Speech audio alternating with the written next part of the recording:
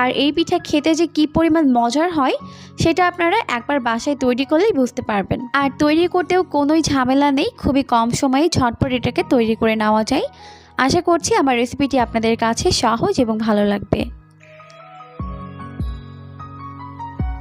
সুজির রসভরি পিঠা তৈরির জন্য প্রথমে চুলায় একটি হাঁড়ি বসিয়ে দিয়েছি, আর এখন এর মধ্যে দিয়ে দিচ্ছি 1/2 লিটার পরিমাণ লিকুইড দুধ। আমি এখানে গরুর তরল দুধ ব্যবহার করেছি, তবে আপনারা চাইলে গুঁড়া দুধ পানিতে গুলে সেটাকেও ব্যবহার করতে পারেন।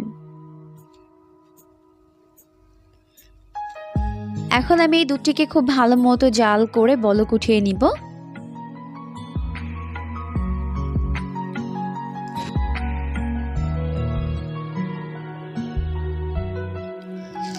দুধটিকে জাল করতে করতে যখন দুধ কিছুটা গরম হয়ে যাবে তখন এর মধ্যে কিছু গোটা গরম মশলা অ্যাড করে দিচ্ছি।